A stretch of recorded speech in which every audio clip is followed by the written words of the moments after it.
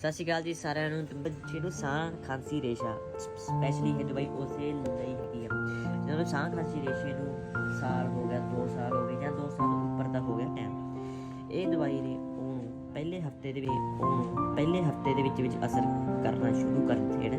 ਬਾਕੀ ਇਹ ਦਵਾਈ ਦੇਸੀ ਦਵਾਈ ਹੈ, ਇਹ ਦਵਾਈ ਖਾਣ ਨਾਲ ਤੁਹਾਨੂੰ ਕੋਈ ਸਾਈਡ ਇਫੈਕਟ ਨਹੀਂ ਹੋਣਾ। ਇਹ ਦਵਾਈ ਤੁਸੀਂ ਸਾਡੇ ਤੋਂ ਆਰਡਰ ਵੀ ਕਰ ਸਕਦੇ ਹੋ। ਇਹ ਦਵਾਈ ਕਿਵੇਂ ਖਾਣੀ ਹੈ? ਇਹਦੇ 4 ਚਮਚ ਖਾਣਾ ਖਾਣ ਤੋਂ ਬਾਅਦ ਸਵੇਰੇ ਸ਼ਾਮ, ਤੇ ਇਹਦਾ ਇੱਕ ਚਮਚ ਸਵੇਰੇ ਸ਼ਾਮ ਖਾਣਾ ਖਾਣ ਤੋਂ ਬਾਅਦ। ਇਹ ਦਵਾਈ ਦੋਵੇਂ ਕੋਸੇ ਪਾਣੀ ਨਾਲ ਹੀ ਖਾਣੀ ਹੈ। ਇੱਕ ਆਪਾਂ ਦੁੱਧ, ਦਹੀਂ, ਘਿਓ, ਲੱਸੀ, ਅਚਾਰ, ਤੇਲ ਵਾਲੀਆਂ ਚੀਜ਼ਾਂ ਤੇ ਮਤਲਬ ਜਿਹੜੀ ਚੀਜ਼ਾਂ 'ਚ ਘਿਓ ਹੁੰਦਾ ਕੋਲੈਸਟਰੋਲ ਹਾਈ ਕਰਦੀਆਂ, ਉਹ ਆਪਾਂ ਚੀਜ਼ਾਂ ਨਹੀਂ ਖਾਣੀਆਂ।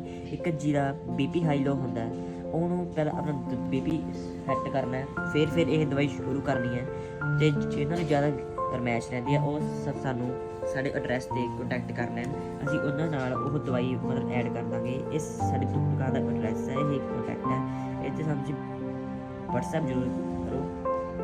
ਨਾਲੇ ਦਵਾਈ ਦਾ ਕੋਈ ਮਤਲਬ ਹੋਮ ਡਿਲੀਵਰੀ ਦਾ ਸਾਡਾ ਖਰਚਾ ਨਹੀਂ ਹੈਗਾ। ਇਹ ਦਵਾਈ ਤੁਹਾਨੂੰ 230 ਤੋਂ 250 ਦੇ ਵਿੱਚ ਆਊਗੀ, ਕਿਉਂਕਿ ਇਹਦੇ ਵਿੱਚ ਛੋਟੀ ਸ਼ੀਸ਼ੀ ਆਉਂਦੀ ਹੈ, ਇੱਕ ਮਤਲਬ ਐਡੀ ਸ਼ੀਸ਼ੀ ਹੈ। ਇਹ 400 ml ਹੈ, ਇੱਕ 200 ml ਦੀ ਹੁੰਦੀ ਹੈ।